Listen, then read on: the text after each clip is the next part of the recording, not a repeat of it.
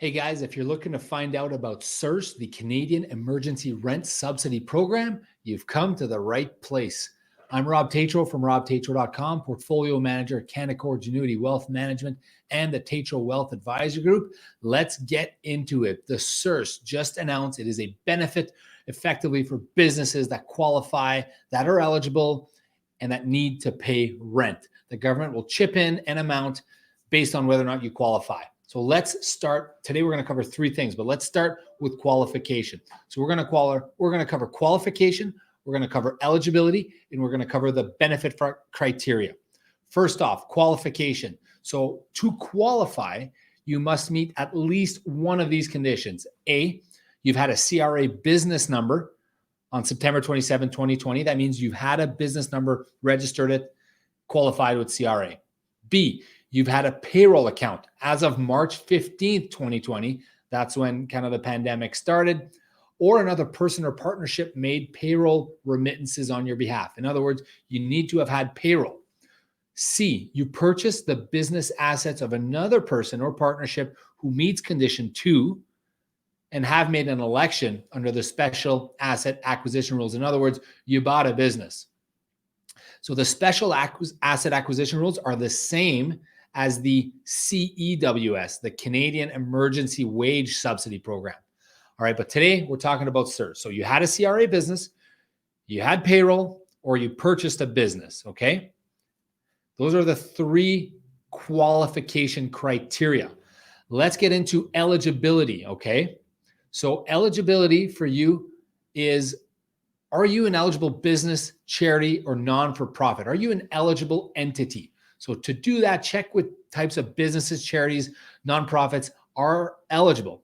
If your business, charity, or non-for-profit is related to another eligible entity, you may also be considered an affiliated entity. And this can affect your calculations for the subsidy. So first things first, are you an eligible business, charity, or nonprofit? Second, did you experience a drop in revenue? In other words, to be eligible, you need to have experienced a drop in revenue. So the drop in revenue is calculated by comparing your eligible revenue during the reference period with your eligible revenue from a previous period. In other words, your baseline. So take a look at your baseline. Now, there's no minimum revenue requirement drop to qualify for the subsidy. The rate your revenue has dropped is only used to calculate how much subsidy you received for these periods. So the CERS application must be filed no later than 180 days after the end of a claim period. So we'll get to that in a sec, but there are basically three claim periods. Period 1 is September 27th to October 24th. Period 2 is October 24th to November 21st. Period 3 is November 21st to December 19th. Okay.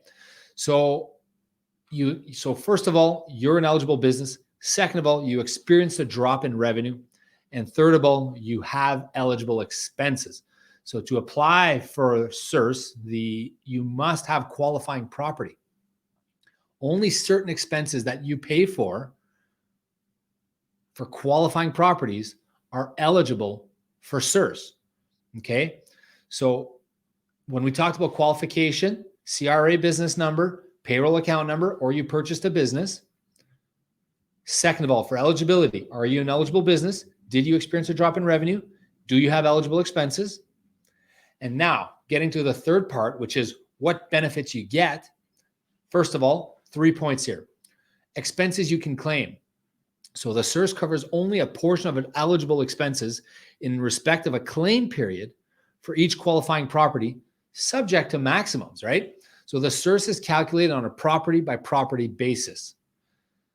2, you need qualifying property. So properties, business locations, we'll call them, that do qualify, they include real or immovable property. They need to be buildings or land in Canada that your business either owns or rents and uses in the course of your ordinary business activities.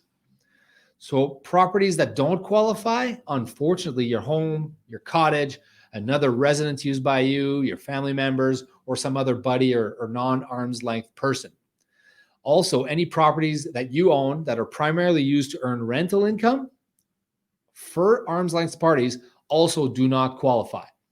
So these 3 points here, again, expenses you can claim, they need to be with respect to qualifying property.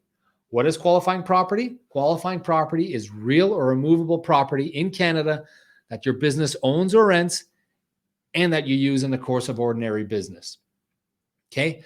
And finally, the most important one, what are the benefits? Well, for each claim period, you can claim eligible expenses, benefits, if you will, up to a maximum of $75,000 per business location. So that's a base and top up to a max of $300,000 for all locations in total. And that's including any amounts claimed by affiliated businesses. And that applies to the base subsidy only. There is no maximum for the top-up subsidy. So there are a few other criteria, expenses that need to be met in order to be eligible for your particular claim in a particular period. And only the amounts that are paid or payable to an arm's length party can be included. In other words, not your other corporation, not your buddy's corporation, not your wife's corporation. It needs to be to an arm's length party.